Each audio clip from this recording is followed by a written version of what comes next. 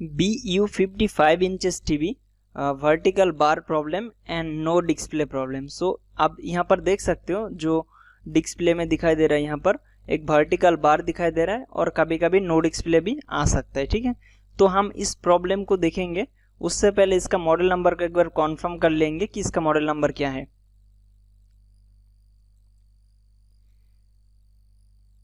सो यहाँ पर आप देख सकते हो टीवी का मॉडल नंबर है 55UH7545। सो अगर आपका टीवी में भी सेम मॉडल नंबर है तो आप इस प्रॉब्लम देखना चाहते हो तो वीडियो को कंटिन्यू वॉच कीजिए। ठीक है, अभी फर्स्ट हम आते हैं प्रॉब्लम में। इस टीवी के अंदर प्रॉब्लम कैसे दिखता है।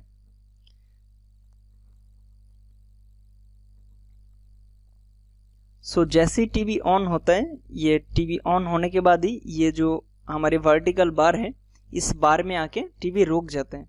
सो आप यहाँ पर देख सकते हो टीवी कंटिन्यू चालू है, फिर भी इस बार यहाँ पे फिक्स हो गया। ठीक है, तो इस टाइप का प्रॉब्लम अगर हम बाहर से आइडेंटिफाई करेंगे तो शायद कॉन्फर्म नहीं कर सकते बाहर से।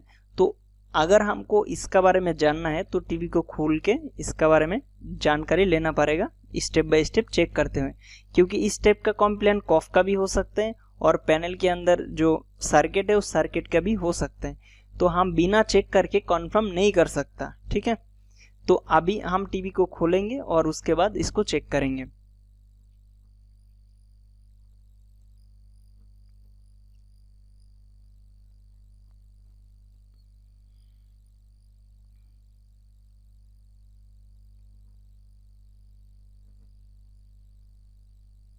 सो यहाँ पर आप देख सकते हो टीवी का जो ढक्कन के ऊपर जो नट स्क्रू थे उसको हम पहले डिस्कनेक्ट करके रख दिया, क्योंकि इस टीवी को अगर हम चेक करेंगे स्टेप बाय स्टेप बहुत टाइम लग जाएगा। ठीक है, तो इस वीडियो भी काफ़ी लॉन्ग होने वाला है। तो आपको अगर जानना है तो आपको देखिए, अगर आपको पता है कि वोल्टेजेस कैसे चेक करते हैं तो आप वीडियो को स्किप करके आगे देख सकते हैं। ठीक है, क्योंकि मैं जब बताऊंगा वीडियो को एक्सप्लेन करूंगा तो एक बिगिनर्स लेवल से ही एक्सप्लेन करूंगा।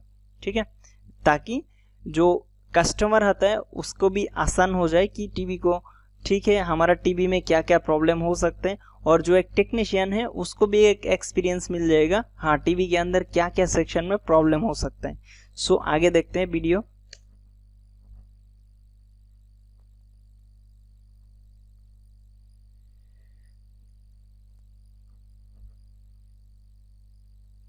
कोई भी मैं जब वीडियो रिकॉर्ड करता हूँ उसके बाद यहाँ पे जो बोर्ड यूज़ किया जाता है मैं उसका भी वीडियो में नोट डाउन कर लेता हूँ, क्योंकि मुझे ये इन्फॉर्मेशन कभी भी ज़रूरत पड़ सकता है। यहाँ पर हम देखा एक चाइनीज़ बोर्ड लगा हुआ है जो एक 4K का बोर्ड है। आगे हम देखते हैं ये टीवी भी 4K का ही है। यहाँ पर एक यूनिवर्सल बोर्ड लगा हुआ है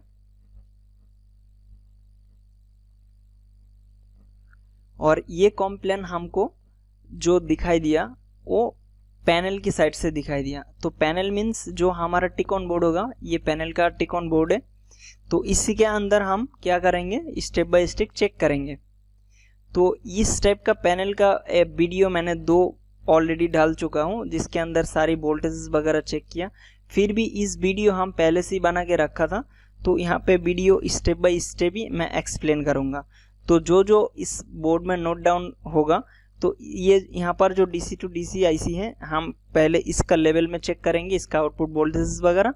फिर उसके बाद यहाँ पर टिक ऑन प्रोसेसर है, इस टिक ऑन प्रोसेसर का यहाँ पे जो सिग्नल वगैरह आउटपुट किया जाएगा उस सिग्नल्स को हम चेक करेंगे, और ये सिग्नल यहाँ पर आके इनपुट होगा तो इसका भी आउटपुट चेक करेंगे हम। तो हमारा यहाँ पर ही इन सारी चीज़ों को हम स्टेप बाय स्टेप चेक करेंगे, तो उसके लिए थोड़ा सा टाइम लग जाएगा। आप वीडियो को कंटिन्यू कर सकते हैं। अगर आपको जानना है डिटेल्स में तो आपको वीडियो कंटिन्यू करना पड़ेगा। और ये एक 4K टिक ऑन बोर्ड है, आप यहाँ पर देख सकते हो BOE का एक पैनल है।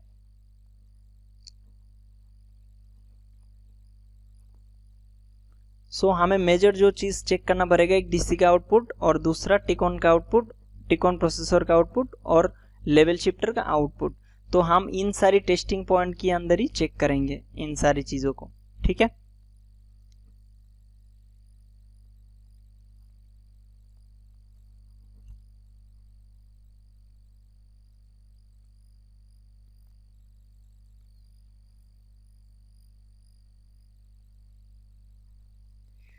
सो फर्स्ट एक बार हम क्या करेंगे, इसका इनपुट वोल्टेज को एक बार मेजरमेंट कर लेंगे कि कितना वोल्ट इनपुट आ रहा है।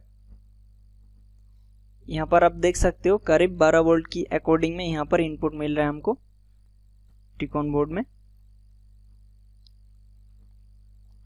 उसके बाद हम डीसी का जो आउटपुट वोल्टेज वगैरह है वो चेक करेंगे।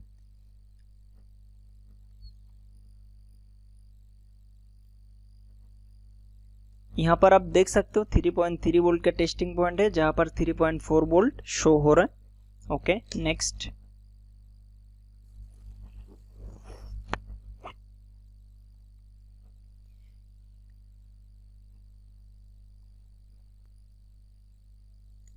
ये 1.2 वोल्टेज का जो कोर वोल्टेज होता है उसका टेस्टिंग पॉइंट है, जहां पर हमको 1.3 वोल्ट मिल रहा है जो एक टिकॉन प्रोसेसर के अंदर एंटर होगा।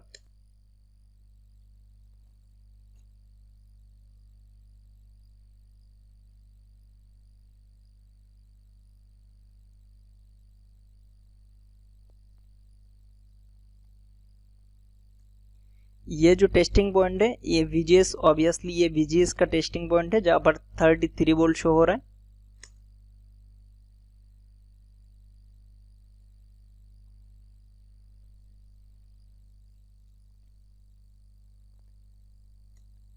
ये माइनस वोल्ट है जो जिसका नाम रहेगा VGL करके।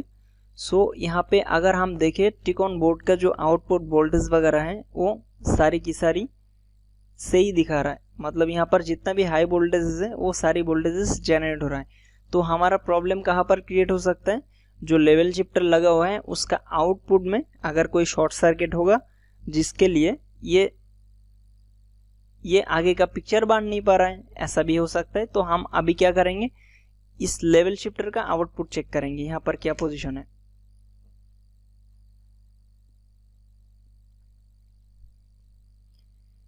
तो यहाँ पर हम देखें जो ऑड इवन का वोल्टेज है, शिफ्टिंग वोल्टेज, जहां पर शिफ्टिंग होता है वोल्टेज, जहां पर 27 या 33 और -7 को शिफ्टिंग होने वाला पॉइंट है, वहां पर -7 वोल्टेज के अकॉर्डिंग में शो हो रहा है। ठीक है,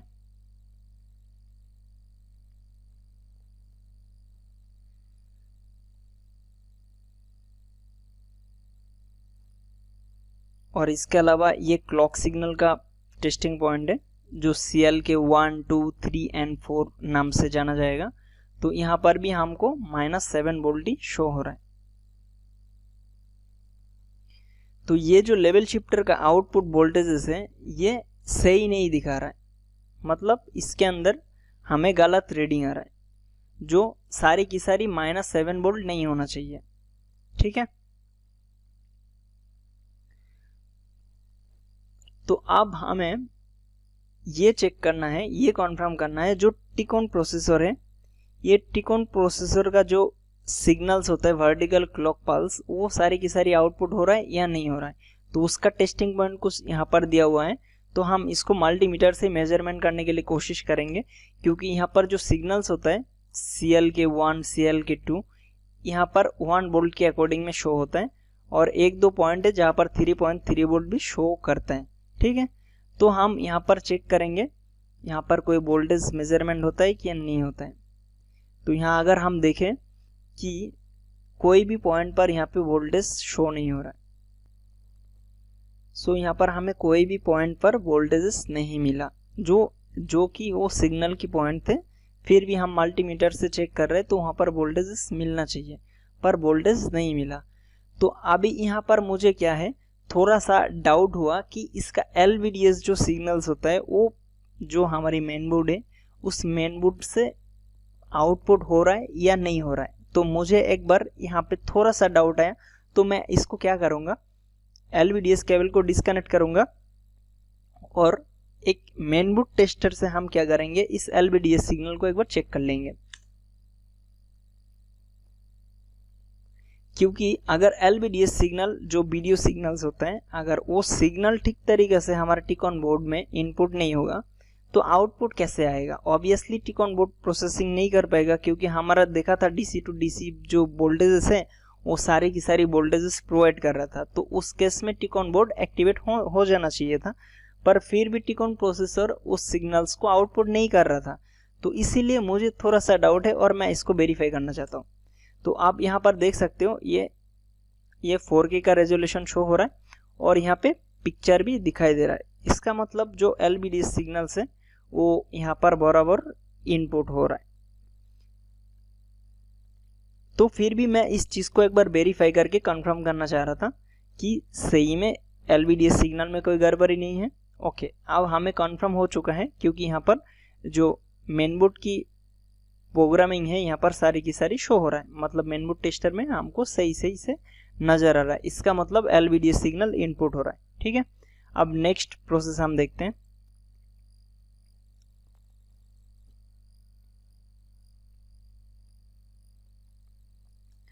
देखो, अब कहानी ऐसा हो सकता है जो पैनल की ग्लास साइड है, हमको पता है लेवल शिफ्टर का आउटपुट सिग्नल वगैरह जो है वो ग्लास के अंदर इनपुट होगा। तो ग्लास के अंदर अगर कोई शॉर्ट सर्किट क्रिएट हुआ तो उस केस में क्या हो सकता है, ये जो लेवल शिफ्टर के आउटपुट सिग्नल्स हैं ये ड्रॉप होने का ज़्यादा से ज़्यादा चांसेस है।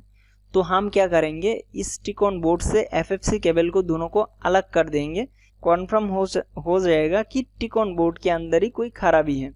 ठीक है, क्योंकि हम मेन बोर्ड तो चेक कर लिया, मेन बोर्ड सही है, उसका सिग्नल बराबर आ रहा है। तो उसके बाद भी अब हम आगे का प्रोसेस देखते हैं।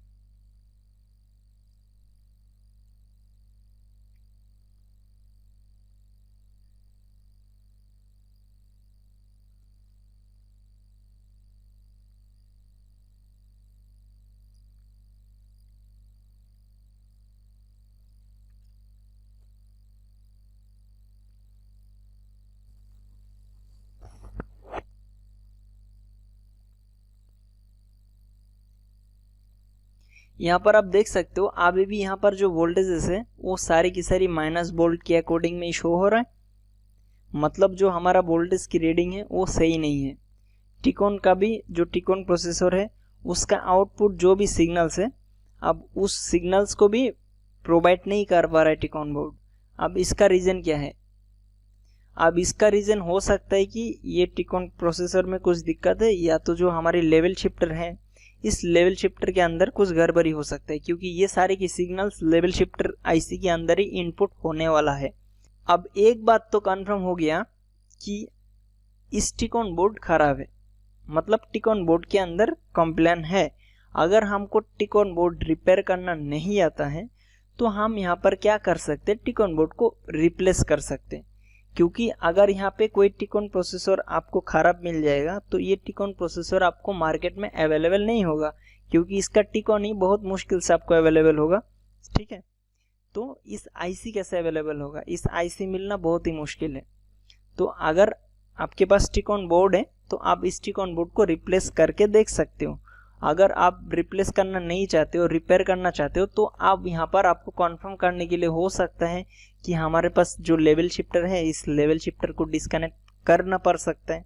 ठीक है, तो हम इसको क्या करेंगे, टिकॉन बोर्ड को और बारीकी से समझने के लिए कोशिश करेंगे और इसके अंदर देखेंगे।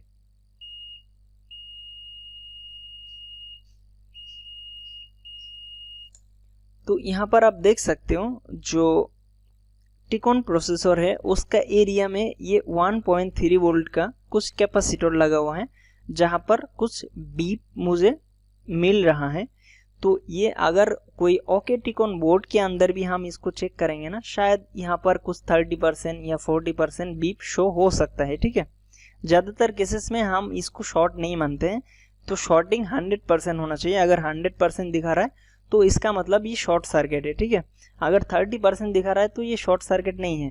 पर फिर भी मुझे यहाँ पर थोड़ा सा डाउट आया, क्योंकि मैंने पूरा टिकॉन बोर्ड को बारीकी से मैंने ऑब्जर्व किया, टेस्टिंग वगैरह किया, तो मुझे थोड़ा सा यहाँ पर डाउट आया और टिकॉन प्रोसेसर के अंदर डाउट आया। ठीक है, तो मैंने लेवल शिफ्टर को डिस्कनेक्ट नहीं किया था, उस वीडियो को स्किप करके इस चीज़ को, मतलब टिकॉन बोर्ड को थोड़ा सा अच्छा से आइडेंटिफाई कर रहा था और इन्फॉर्मेशन गेन कर रहा था। तो मुझे यहाँ पर कई सारी कैपेसिटर ऐसे नज़र आ रहा है। तो हम इसको क्या करेंगे, तो इसके अंदर हम क्या करेंगे, जो हमारे पास DC पावर सप्लाई है, हम DC पावर सप्लाई से यहाँ पर थोड़ा सा वोल्टेज अप्लाई करके देखेंगे। अगर हमको कोई डाउट आता है कि कोई कैपेसिटर हीटिंग हो रहा है तो हम उसको डिस्कनेक्ट कर देंगे। ठीक है,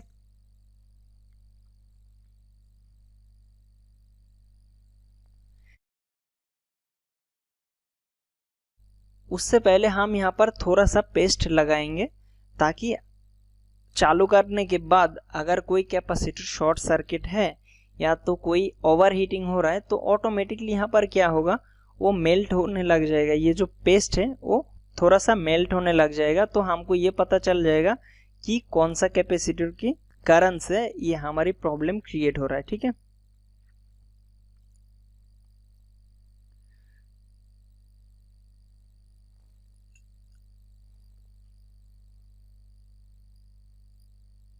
तो अभी हमारा जो यहाँ पर मेथड था अप्लाई तो हम लोग कर दिया, पर यहाँ पे कोई भी पर्टिकुलर कैपेसिटर ऐसा नहीं हो रहा है कि ये ज़्यादा हीटिंग हो रहा है, ये ज़्यादा हीटिंग हो रहा है, तो ऐसा कोई नज़र नहीं आ रहा है। तो यहाँ पर ये भी मेथड क्या हो गया, फेल हो गया। अभी क्या करना चाहिए, अभी हमारे पास दो ही ऑप्शन है, एक या तो इस टिकॉन प्रोसेसर के अंदर कोई दिक्कत है या तो इस कंपोनेंट्स के अंदर दिक्कत हो सकता है। अब हम क्या करेंगे, मुझे जो डाउट हुआ उसके बाद मैंने एक एक्शन अप्लाई किया यहाँ पर, क्योंकि कोई कंपोनेंट्स यहाँ पर particular components short circuit show नहीं कर रहा है। ठीक है, तो मैंने यहाँ पे एक मेथड अप्लाई किया और मैं आपको दिखाता हूँ।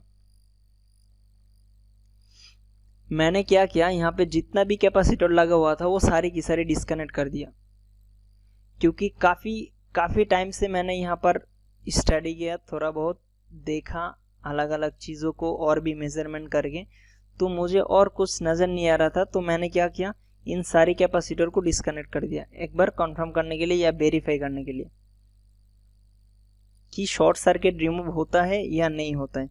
पर यहाँ पे रिजल्ट क्या है पता है, मैंने ये सारी की सारी कैपेसिटर डिस्कनेक्ट करने के बाद भी यहाँ पर मुझे दोनों साइड से शॉर्ट सर्किट का जो बीप होता है 30% या 40% ऐसे बीप अभी भी शो हो रहा था। तो उसके बाद जैसे ही मैंने यहाँ पर वोल्टेज को फिर मेजरमेंट करने लग गया और मैं देखा सारी वोल्टेज जनरेट हो गया, तो यहाँ पर मैंने क्या किया, सारी कैपेसिटर को डिस्कनेक्ट कर दिया और उसके बाद फिर भी शॉर्ट सर्किट वहाँ पर दिखा रहा था कि अभी भी कंटिन्यू बीप हो रहा है। फिर उसके बाद जैसे ही मैंने एक बार वोल्टेज को मेजरमेंट किया, यहाँ पर देखा मैंने जो वोल्टेज है वो फिर बनने लग गया। अब पता नहीं कौन सा कैपेसिटर में लीकेज था, वो तो मुझे आइडेंटिफाई नहीं हुआ, तो मुझे डाउट हुआ जिसके अकॉर्डिंग में मैंने सारी कैपेसिटर को डिस्कनेक्ट कर दिया। अभी जैसा आप यहाँ पर देख सकते हो जो वोल्टेजेस बनने लग गया, सारी वोल्टेजेस जो शिफ्टिंग नहीं हो रहा था वो शिफ्टिंग वोल्टेज बन गया। तो हम इसको क्या किया, फिर चेक किया पिक्चर बन रहा है कि नहीं बन रहा है और सारी सिग्नल्स वगैरह जनरेट हो रहा है कि नहीं हो रहा है। अभी यहाँ पर देख सकते हो जो क्लॉक सिग्नल वगैरह जो थोड़ी देर पहले टिकॉन प्रोसेसर से आउटपुट नहीं हो रहा था, तो ये यहाँ पर जनरेट होने लग गया। तो यहाँ पर कहानी ऐसा है कि मुझे यहाँ पर दो वीडियो मिस हो गया, जो वीडियोस मैंने रिकॉर्ड किया था या नहीं किया था मुझे अभी याद नहीं आ रहा है, पर यहाँ पर जितना भी वीडियोस रखा हुआ है उस एक दो वीडियोस नज़र नहीं आया जहाँ पर मैंने डीसी का 3.3 वोल्ट अप्लाई किया था। ठीक है, तो उस वीडियो मुझे नज़र नहीं आया क्योंकि मैंने शॉर्ट सर्किट आइडेंटिफाई करते टाइम मैंने उन चीज़ों को देखा था, मतलब चेक किया था। अभी मैं आपको एक चीज़ दिखाता हूँ। तो हमारा यहाँ पर जो कॉम्प्लेन मिला, यहाँ पर जो 1.3 वोल्ट का टेस्टिंग पॉइंट है, जब मैंने यहाँ पे चेक किया था वोल्टेज को, शॉर्ट सर्किट है, ओके नो प्रॉब्लम, यहाँ पर शॉर्ट सर्किट दिखा रहा है या तो मल्टीमीटर से बीप शो हो रहा है, पर जैसे ही मैंने यहाँ पर वोल्टेज मेजरमेंट किया देखा मैंने यहाँ पर 1.11 वोल्ट के अकॉर्डिंग में बन रहा था, जो हमारा टिकॉन बोर्ड में इसी पॉइंट जहाँ पर डीसी टू डीसी आईसी था उस एरिया में 1.3 वोल्ट दिखा रहा था, पर मुझे यहाँ पर 1.1 के अकॉर्डिंग में दिखा रहा था, मतलब वोल्टेज कोई ना कोई थोड़ा सा ड्रॉप हो रहा था। ठीक है, तो मुझे इसीलिए ज़बरदस्ती इस कैपेसिटर को डिस्कनेक्ट करना पड़ा। ठीक है, तो इस वीडियो मैंने रिकॉर्ड किया था या मैं इसको कॉपी करना भूल गया पता नहीं, पर वो वीडियो मेरे पास नहीं है। पर मैंने जब इसको मेजरमेंट किया था यहाँ पर बीफ हो रहा है, ओके नो प्रॉब्लम, पर यहाँ पे वोल्टेज भी शो हो रहा था 1.1 वोल्ट, ठीक है। तो उसके बाद मैंने क्या किया, इसको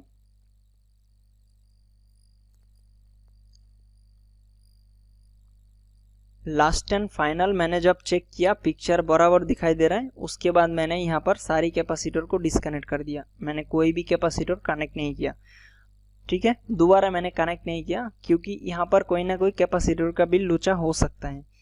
तो यहाँ पर अभी भी अगर हम चेक करेंगे ना, यहाँ पे दोनों पॉइंट पर बीप बज रहा था, ठीक है। तो मेरा पिक्चर बनने लग गया, तो मैं उसके बाद और कुछ नहीं किया। अगर हम देखें इसका,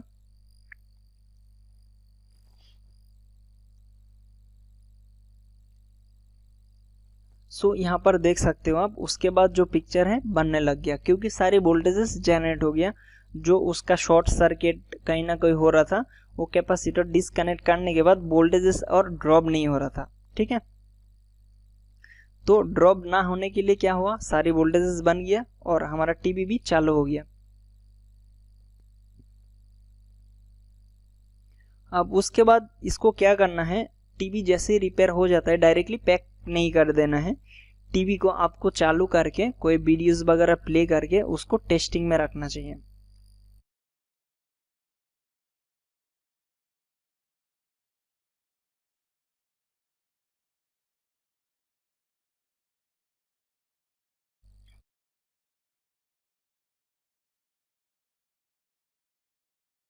और इसको कंटिन्यू मैंने टेस्टिंग करते रहूंगा, मतलब इस टीवी को कंटिन्यू प्ले करके छोड़ दूंगा और किसी और टीवी को रिपेयर करूंगा। तो यहाँ पर अगर हम देखें बाय द वे, जो टिक ऑन बोर्ड में कॉम्प्लेन था और हमारा कॉम्प्लेन क्या निकल गया है, ठीक है।